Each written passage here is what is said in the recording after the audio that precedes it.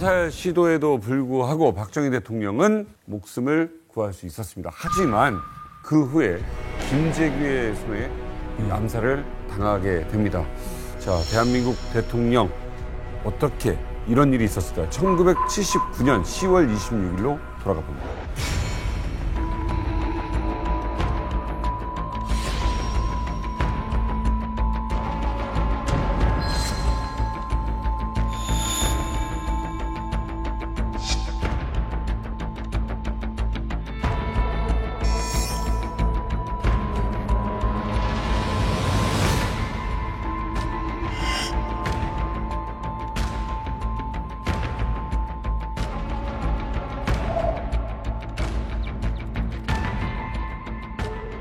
야, 죽고 싶냐? 이딴 버러지 같은 옆에 두고 정치를 하시니까 나라가 이 모양 이 꼴 아닙니까?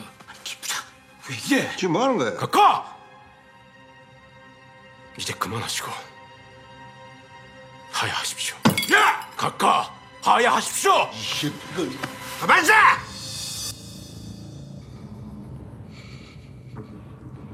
100만, 200만 탱크를 밀어서 죽여버리겠다고. 제발 가까 정신 좀 차려주십시오. 나 미쳤나? 넌 너무 건방져야. 왜 이래? 뭐하는 짓이야? 너도 죽어봐. 어이쿠.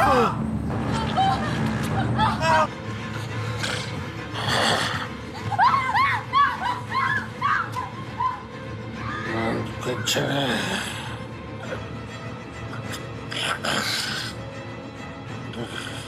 각하를 혁명의 배신자로 처단합니다.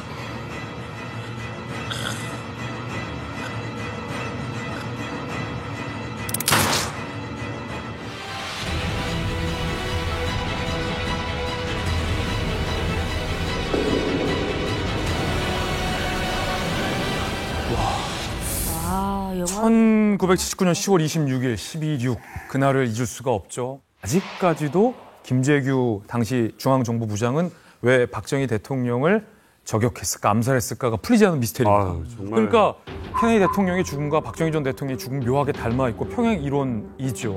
의문이에요. 아직까지 의문이 풀리지 않고 있어요. 자, 그러면 그때 당시 상황으로 조금 더 구체적으로 제가 좀 들어가 볼게요. 당시의 분위기는 처음에 좋았어요. 심수봉 씨가 희대의 히트곡 그때 그 사람을 부르고 있었고, 당시 차지철도 굉장히 흥에 겨워서 노래를 부르기도 했었습니다. 박정희 전 대통령도 기분이 좋았다라고 전해지고 있어요. 그런데 홀로 초조한 듯 누군가 한 사람만 계속 시계를 봤다고 해요. 그게 바로 김재규 중앙정보부장입니다. 그런데 오후 7시 45분 심수봉 씨가 기타줄을 조율하고 있었던 시각, 갑자기 김재규가 탕 하면서 총을 쏜 겁니다. 너도 죽어봐.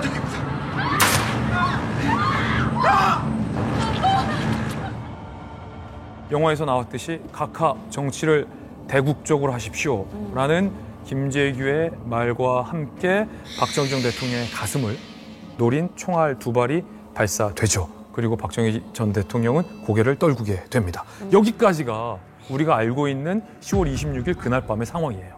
자, 이제 상황을 알게 됐으니까 도대체 왜? 라는 질문에 이제 대답을 해야 될 것 같은데, 박정희 대통령이 최측근이자 중앙정보부장이었으니까 뭐 최고 권력층에 있었고, 또한 박정희 대통령이 이제 왼팔이라고 불렸던 인물인 김재규. 과연 왜 갑자기 대통령에게 총을 겨눈 걸까요? 그 케네디의 죽음이 수많은 의문을 낳은 것처럼 박정희의 죽음 역시 많은 의문을 낳았습니다. 중앙정보부장이 왜 대통령에게 총을 쐈지? 그래서 여기에서 많은 이제 추정들이 남았는데, 가장 대표적인 것은 바로 뭐냐면 김재규와 그 차지철의 갈등설입니다. 원래 사실은 박정희의 오른팔은 김재규거든요. 김재규는 그렇죠, 혁명 그렇죠. 동지이기도 합니다. 그렇죠. 그래서 같이 목숨 무릅쓰고 쿠데타를 했던 사람이거든요. 그랬는데 박정희가 사실은 이인자를 사실 견제를 합니다. 그러면서 아마도 충성 경쟁을 벌이게 했던 모양이에요. 그래서 그 자리를 점점 차지철이 치고 들어오는데, 김재규 같은 경우만 해도 약간 좀 합리적인 성격의 사람인데 반해서 차지철은 굉장히 뭐랄까 성정이 좀 포악하다고 하나? 탱크처럼 그냥 밀고 탱크처럼 밀어붙이는 약간 그런 성정이었습니다. 그래서 결국은 오른팔이었던 김재규가 밀려나고 왼팔이 돼버린 거예요. 그다음에 차지철이 계속 충성 경쟁에서 각하와 그 밀접한 관계를 갖다 과시했거든요. 심지어는 어느 정도냐면 중앙정보부장이 대통령 독대해가지고 자기가 취득한 정보를 갖다 보고를 하잖아요. 근데 그 자리에 자기가 있어야겠다라는 거예요. 그러니까 결국은 중앙정보부장이 내 밑이다라고 얘기를 하는 거죠. 그러니까 중앙정보부장이 경호실장 밑에 들어가게 되는 거예요. 그러니까. 이걸 갖다 참을 수가 없었던 거죠. 그래서 거의 차지철이 당시는 소통령처럼 군림했던 게 그러니까요. 차지철이었던 겁니다. 그래서 결국은 그 두 사람의 갈등의 결과로서 김재규가 먼저 차지철을 쏘고 그다음에 박정희 대통령까지도 살해했다라는 거죠. 박정희 대통령을 암살한 이유가 차지철과의 경쟁 관계에서 밀려난 것에 대한 앙심 때문에 버렸다? 그러기에는 너무 커요. 하기에는 대통령까지. 이 중앙정보부장 김재규의 손아귀를 넘어서는 스케일의 일이잖아요. 맞아요. 실제 김재규도 그 직후에 열린 군사재판에서 이 첫 번째 의혹에 대한 혐의를 모두 다 부인합니다. 당시 김재규의 육성 파일을 저희가 입수했습니다. 들어보시죠. 궁금하다. 뭐라고 했을지.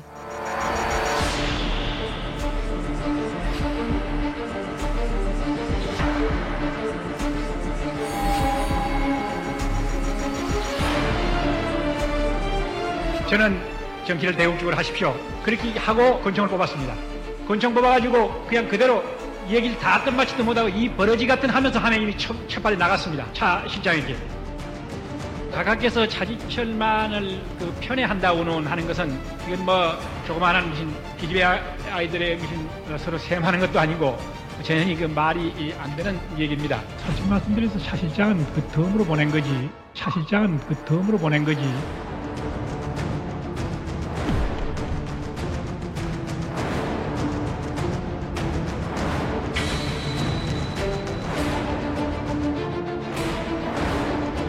지가 1972년 10월 유신이 반포되면서 가만히 보니까 이것은 독재 헌법이라도 국민을 위한 헌법이 아니라 더군다나 대통령 각하께서 계속해서 집권하기 위해서 만들어 놓은 헌법이지 이 헌법은 이것은 당연히 그 국민을 위한 그러한 것이 아니다.